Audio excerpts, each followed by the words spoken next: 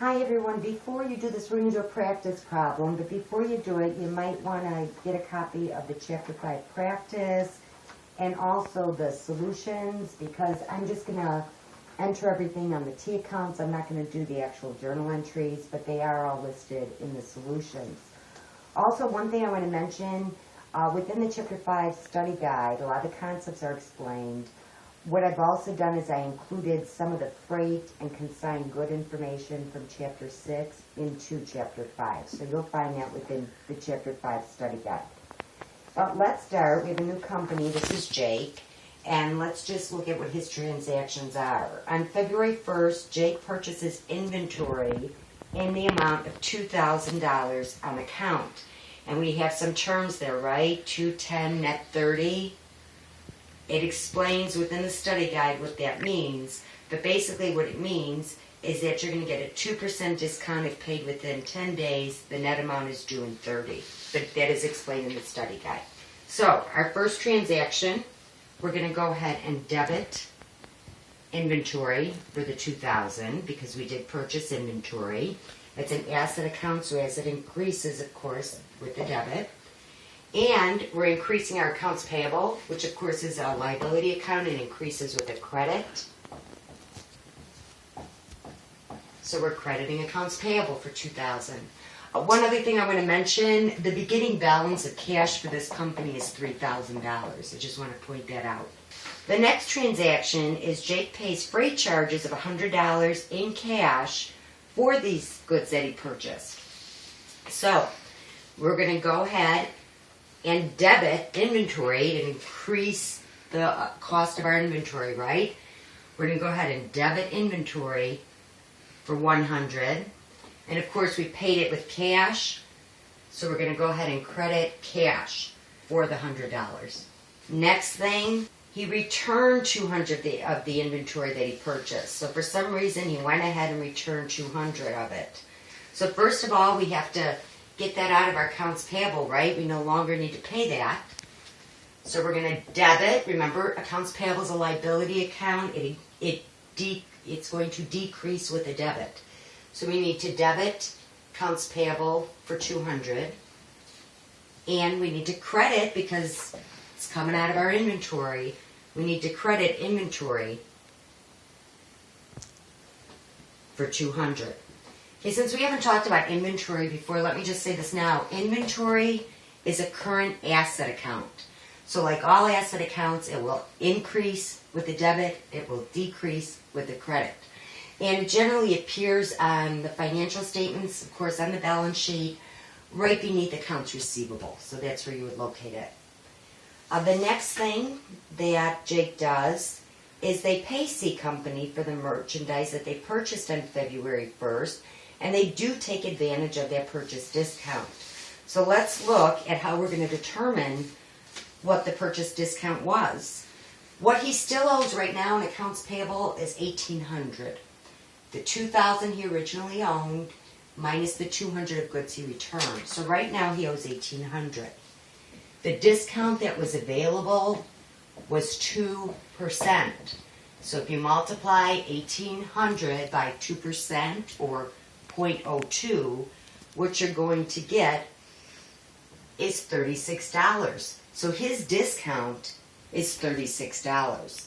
The amount that he will pay, of course, is the $1,800 minus the $36. So the amount he will actually end up paying is $1,764. Okay, so let's go ahead and account for that entry.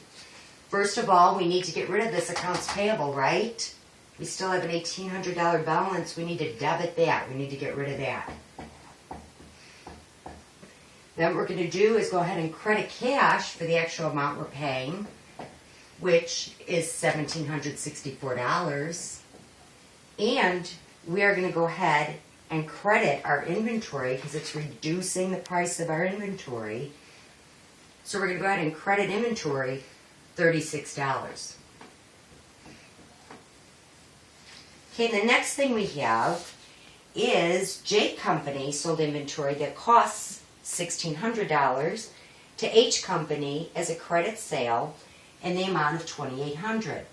The merchandise was sold FOB, free on board, and Jake Company pays $50 for the shipping. So Jake is going to have to pay the shipping cost also. So this is going to have a few different transactions involved. But the first thing we're going to do is we, of course, have made a sale. So we're going to debit accounts receivable for the amount that's owed, which is the $2,800. And we will go ahead and credit our sales revenue for the $2,800.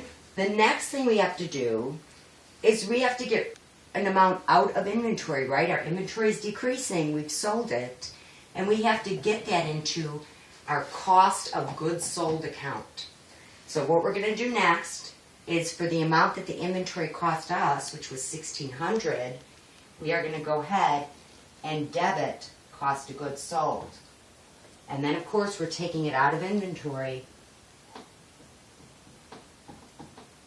We want to credit inventory for that $1,600. Now, we've also paid freight charges.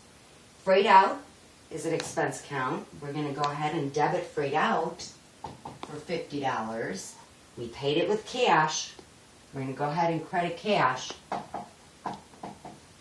for $50. The next thing we have is H Company returns 100 of the merchandise to J Company that was sold on February 5th. The inventory isn't damaged, and the cost to J Company, so the cost of that inventory to J Company was $57. So here we're going to, of course, need to make a couple transactions again. First of all, we are going to debit sales returns and allowances for the $100. And then we're going to credit accounts receivable for the $100 because they're no longer going to pay this $100 to us, right? So we need to reduce our accounts receivable balance. Sales returns and allowances is the account we use for returns or allowances. Sales discounts is going to be the account we use if there's a discount for sales. Both sales returns and allowances and sales discount is a contra account for sales revenue. Okay? So sales return and allowances and sales discount are going to normally have a debit balance, as opposed to, of course, sales revenue, which normally has a credit balance. Okay, what we next have to do, we need to get this back into our inventory, right? We're returning it to inventory. So we're going to debit inventory for $57, and we're going to go ahead and credit because it's no longer a cost, right? Cost of goods sold is supposed to be matched to our revenue, right? We match our expenses to the revenue we've incurred. We've no longer incurred, this inventory is no longer sold. It's back to us, so we need to go ahead and reduce our cost of goods sold, which we're going to do with a credit. Cost of goods sold is an account that will normally have a debit balance, and it is a temporary account. The next thing we're going to do is we receive payment from H Company, and they did take advantage of the sales discount. So we're going to go ahead and, we got money, we're going to debit our cash for $26.46. And I'm going to explain this in just a moment. We're going to debit sales discounts, right? Remember, sales discounts is a contra account for the $54 discount that they ended up taking advantage of. And we're going to go ahead and credit our accounts receivable for the entire amount that we do actually need to take off of our accounts receivable books. How we determined that sales discount that was taken advantage of. Our sales were $2,700. Remember, it was $2,800, but we had $100 returned. So it was $2,700 multiplied by a 2% discount, which equaled $54. So our sales discount amount was $54. If we subtract $54 from the $2,700, we end up with $26.46. So that's how we determine that. Okay, the next thing we're going to do is adjusting entries. So let's stop here for just a moment.